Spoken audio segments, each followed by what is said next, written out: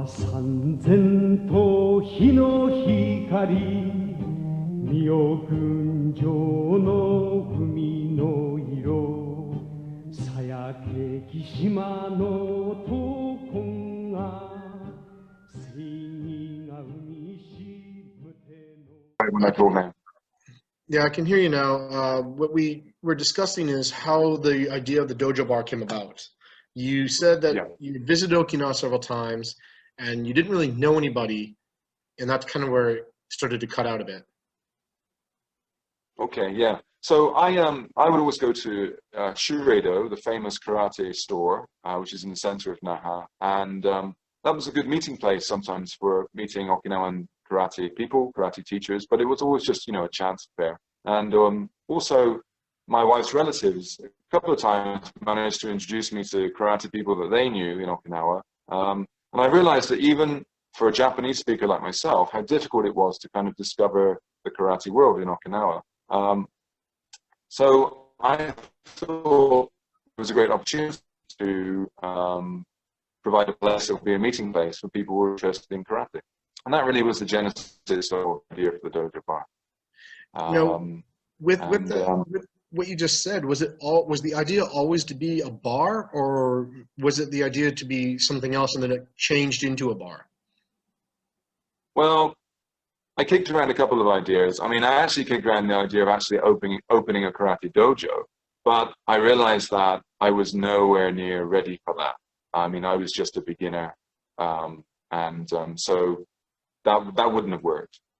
So I thought, you know, a cafe or a bar or a social setting would be a way to bring people together.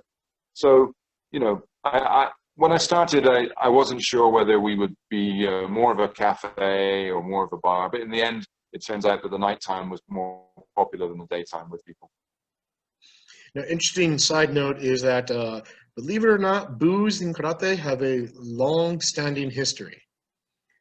For more on that, I'll put some links in the description, or you can just ask me in a private message, and I can discuss that a little bit to you. But bottom line is you will rarely find an old Okinawan karate master who also does not like beer. Yeah.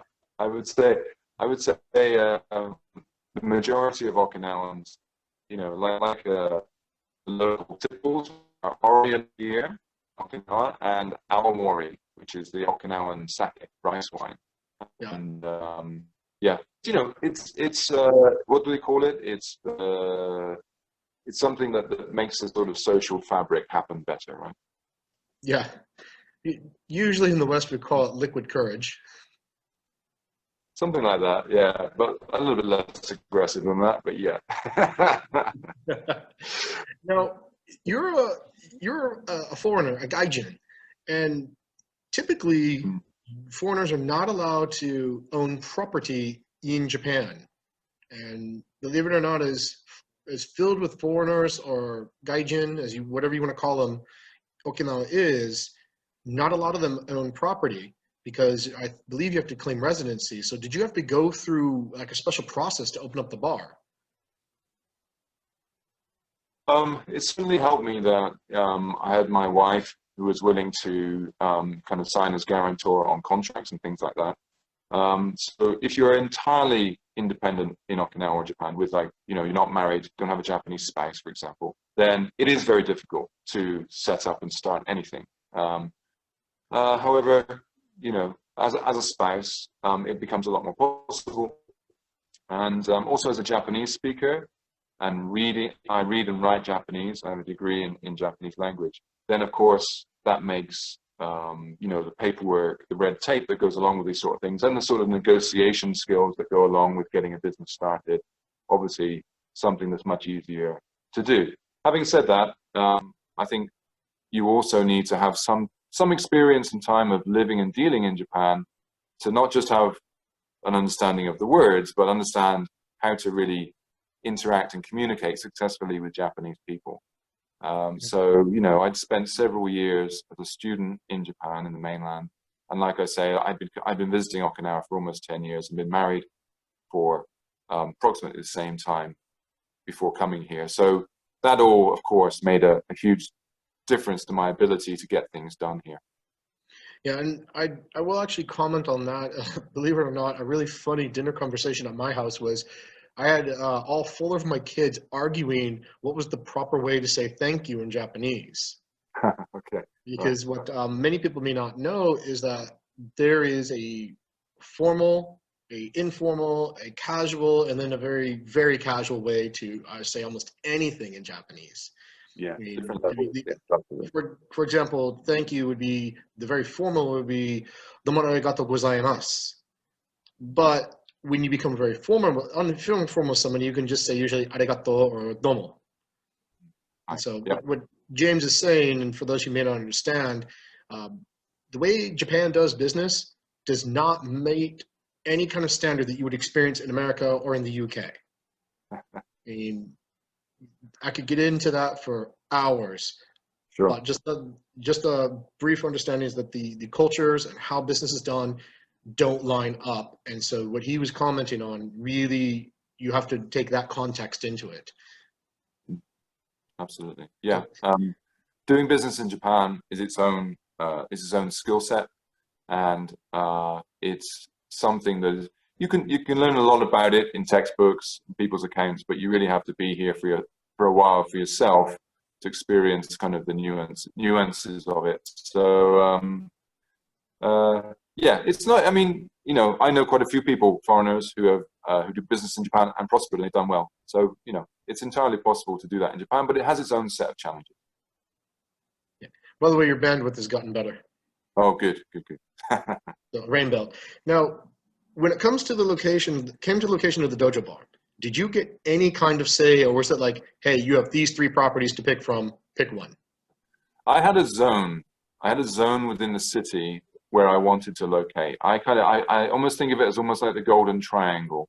So I triangulated between Shureido, which is, you know, the famous karate store, the Jindokan, which is another famous karate dojo, and the Kodokan, which unfortunately is gone now, but was the Hombu dojo for Matsubashi Ryu, which is a style that I practice. Is that the one that was demolished about 1.5 years ago?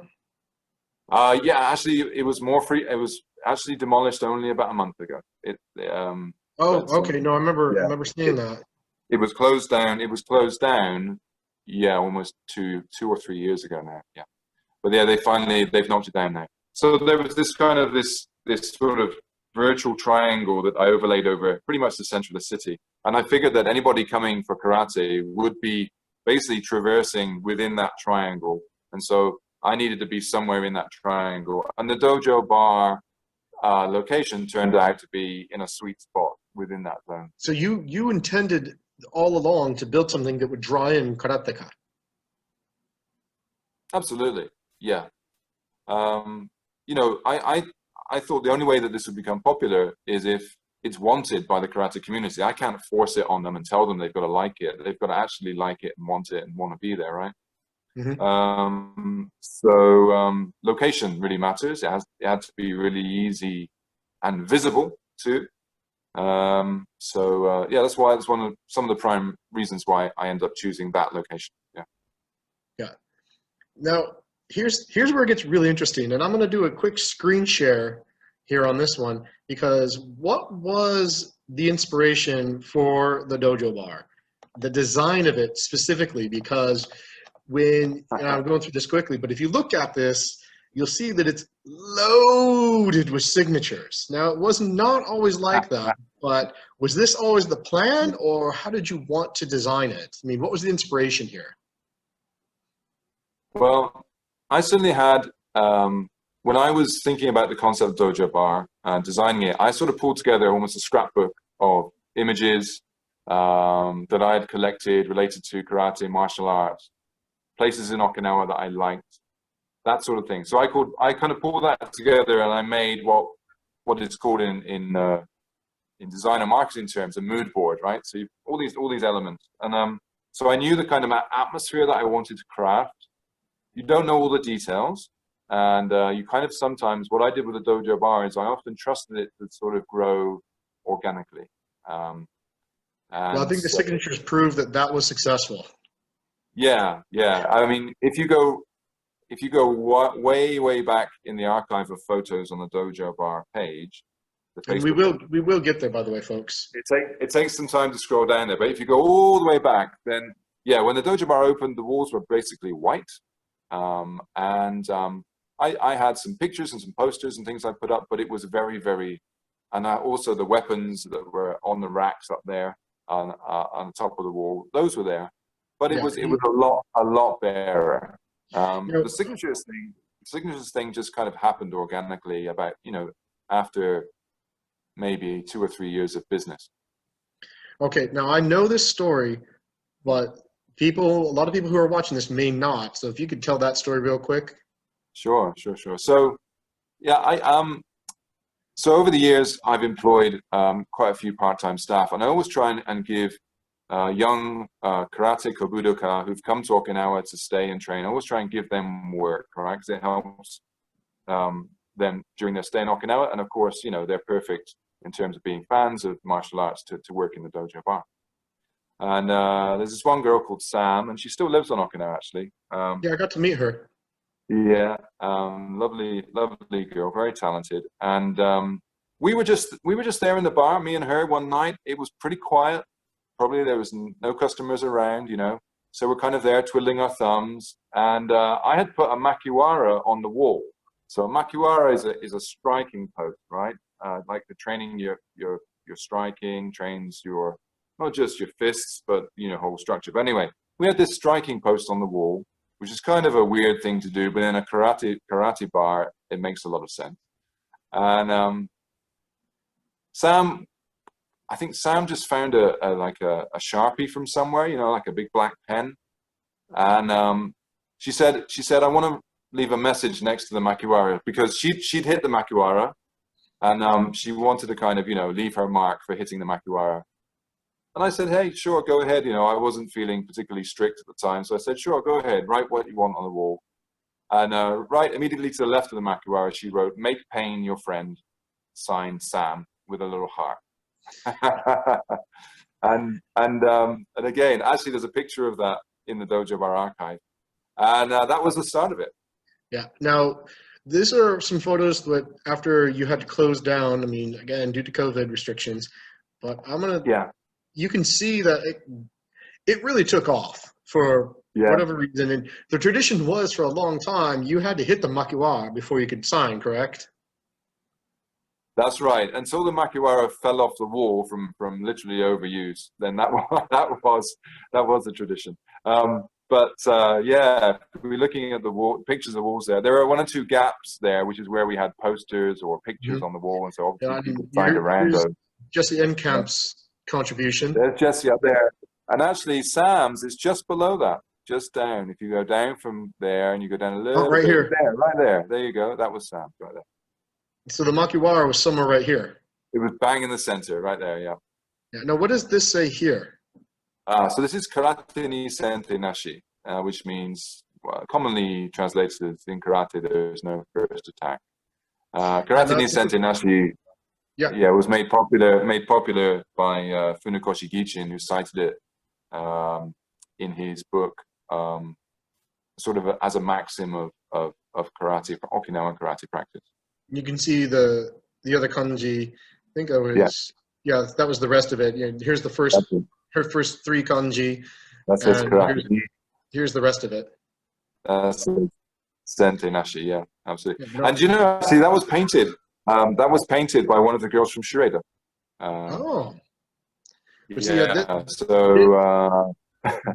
What's interesting about this, and what I actually love about the Dojo Bar, is the signatures are a bit much, but it's also a kind of a living history of the things that were there and the people who came through. And that alone is kind of amazing. I mean, you have another kanji here that is obviously, and what does this one here mean? That says rei, which means respect. But yeah, you can see, ladies and gentlemen, you can see how everybody who is a karateka, they come through here, and the Dojo Bar was their stopping point. It was kind of where you had to go. There are very few places, I would argue, in Okinawa that if you only have a week or so, there are only Dojo Bar is always in my top 5 of like to send people. Another one was Hacksaw Ridge and things like that. Yeah. But you can see, and there's 80 photos of here. We're not going to be able to get to all of them, but you can clearly see. And I'm going to go back to this photo because this was when I actually took my wife there for a date night upon James's advice. But what he's talking about earlier is that these weapons up here, and you have Kama and Sai over here, Bo here. I'm going to get this name wrong here, which is... That's an Eku. Eku. I always want to say Iku, and I know that's wrong. And he was mentioning how he also had collector items on the walls. Now, this is arguably one of his most famous collector items. Master Ken, he's a 12th Dan now, or 13th Dan? Oh, I think it just accumulates automatically, doesn't it? He must be like 20-something by now. I don't know. I don't know either, but he's an interesting character. But this one is arguably my favorite piece that was ever in the Dojo Bar. And I would love to know how you got some of this stuff as well. And we will get back to the questions, but there's a story behind this one. And truthfully, I'm going to quote Indiana Jones here, that belongs in a museum. Well, funnily enough, that's where it is right now. That is the dogi of, or one of the dogis that was worn by Nagamine Shoshin Sensei. So Nagamine Shoshin founded Matsubashi Ryu. Again, I mentioned it earlier, it's the style that I train mainly in Okinawa. My teacher was a direct student of Nagamine Shoshin, one of his senior students, and Shoshin Sensei gave him the gi. And I'm guessing this is the dojo. Yeah. And that's a picture of the old Hombu Dojo, which is now unfortunately gone, but it was a very atmospheric place. And there's a picture of Nagamine Shoshin from the cover of his book, The Essence of Karate-Do, which was and still is one of the most sought after books on Okinawan karate. So anyway, the dogi had been kept faithfully by my sensei for many years. And then when I opened the Dojo Bar, not long after I opened it, he sort of said to me, "Oh, I've got this dogi, and I think maybe you want it to show it at the Dojo Bar." And I was just amazed. I thought, yeah, of course, yeah, that's amazing. And so, of course, it became a centerpiece. And then the panel above it, actually, also when the Nagamine Dojo was closed down after Nagamine Shoshin and then his successor, his son Takayoshi, had passed away. Unfortunately, the dojo couldn't continue because the arrangement was a personal arrangement between Shoshin Sensei and the owner of the land there, and that kind of came to an end. But anyway, that panel came from the old Hombu Dojo, and it shows one of the original depictions of the logo for Matsubashi Ryu, which shows the fist and the cross sai and the kanji for Matsubayashi, or pine forest, which are there in the logo. Now, what's interesting is the fist is actually very, very common in a lot of patches, and patches aren't really drastically important to the Okinawan karate as you see in more Americanized karate, where you wear a patch for everything. But it's more to show this is where I study. So when you go visit a dojo, you can say, "Oh, this is where I've studied," and a good sensei will know, "Oh, so then he knows these basics, or she knows these basics." So we can kind of jump them in there. I mean, there's symbolism and meaning behind everything, really. Yeah, I mean, it's interesting, the patches on karate gis are something that came along as part of sort of the modern era of karate. And I don't know exactly when the practice started, but it's possible that Nagamine Shoshin's use of a patch for his style may have been one of the earliest examples for post-war Okinawan karate. I mean, it goes back to probably the tradition of families in Okinawa and families in Japan having a mon, a family crest. They didn't tend to put it over everything, but it was used to identify the family, often in the form of a seal. The patch, I think the fist on the patch, again, I don't know exactly, but I'm guessing that Nagamine Sensei using that on his patch may have influenced a lot of other people to do the same. Now, what you see me doing here, and I'm not trying to distract from what James is saying, and by the way, I got permission to call him James instead of Pankiewicz Sensei, because that just gets a bit tiring after a while for me, no offense. But you can see these are photos from the Dojo Bar Cafe Facebook page, which is still up and running, but it gives you an idea of how long the karateka have been going there. I mean, you can see where the walls have, for example, we just looked at this dojo, the dogi, which is right here. There's no signatures around it anymore. But when you go to the photo I just showed you, which was taken about 2 years ago, it's littered with signatures. So as he was saying, it kind of grew as the Dojo Bar aged and became more of a central point of karate history there. Yeah, I mean, we must have had probably tens of thousands of different karateka come through the Dojo Bar during its lifetime. The signatures kind of reflect that. In the end, there was no space left. Almost every corner of the walls and the windows and the bar itself and even the ceiling was starting to get covered in signatures. Yeah, it was, I can attest that people were signing, you can see right here, this is an air conditioner in Japan. People were signing on the bloody air conditioner. Oh yeah, yeah, it went everywhere. Yeah, so, but these are just some of the photos. But getting back to, I mean, James and I could get distracted very easily, but it's, like I said, we're here to capture the story of the Dojo Bar. Yeah. So, did you always plan to grow the Dojo Bar? I mean, I'm referencing now something called the Asato Dojo. Yeah. And now, in my opinion, that kind of grew organically out of the Dojo Bar as a natural progression. But was that always the plan? Yes, I mean, I think you're absolutely right there. Like I said earlier, you know, I'd studied karate for quite a while before I got to Okinawa. I'd studied other martial arts too, jiu-jitsu. I'd done Western boxing, judo, even some Chinese kung fu. And so the thought or the idea of having my own dojo is something that I'd carried with me for a while. However, when I got to Okinawa, I realized pretty quickly how much I didn't know. And that, you know, opening a dojo in Okinawa probably requires a depth of experience that exceeds that which maybe opening a dojo in other countries is sufficient. So but after, you know, the Dojo Bar was a place where a lot of people came for information, for an initial kind of window into Okinawan karate. And very much the Dojo Bar was a place where we were able to introduce people to other dojos. And that happened a lot. And that was one of the reasons that the Dojo Bar was so valuable to people, that it was this kind of information center, this window onto the local karate scene. The Asato Dojo happened because I think personally I got to a point where I felt confident enough to have something to teach people. And also that the Asato Dojo also offered a place where people who wanted an introduction to Okinawan karate could start, and then from there could progress on to visit other dojos, for example.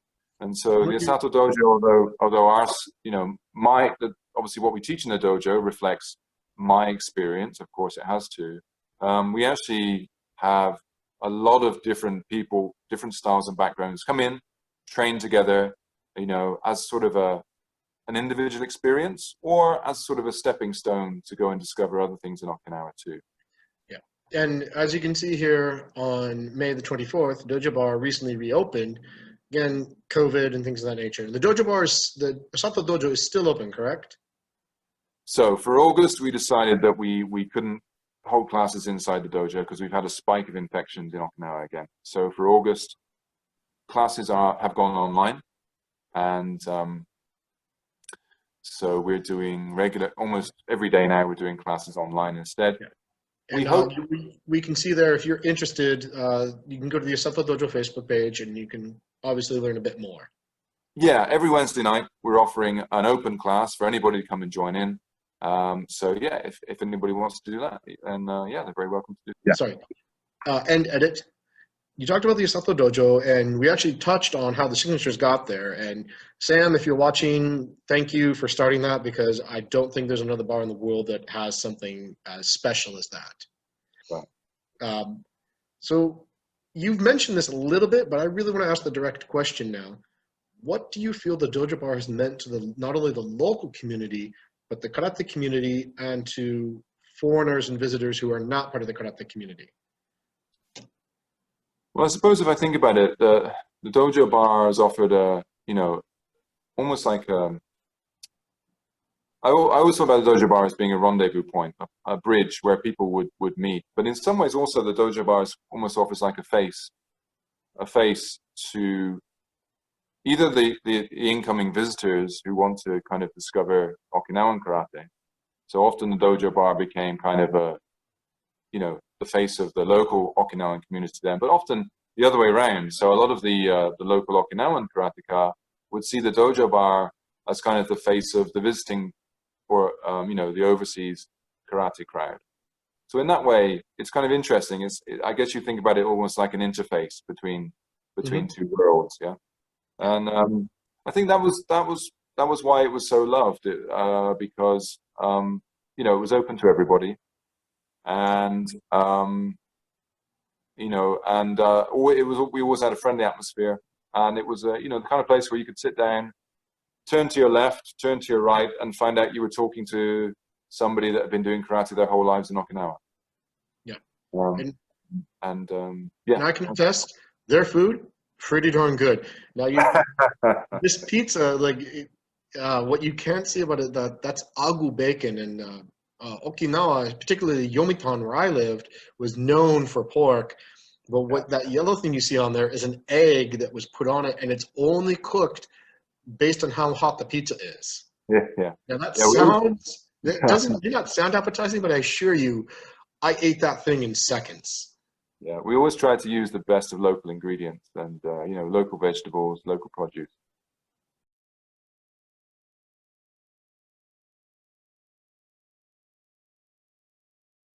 I want to talk to you about today's sponsor, and that is the Osato Dojo, located in Naha, Okinawa, Japan. Have you ever wanted to study karate in Okinawa, but simply the travel costs prohibit you from doing so?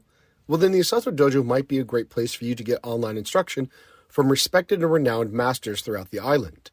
They offer a wide variety of different styles and instructions that you can apply to, and you can learn all this from their Facebook page, which you can find a link for in the description below. So, if you want to study Okinawan karate, the Osato Dojo is where you want to go to do that.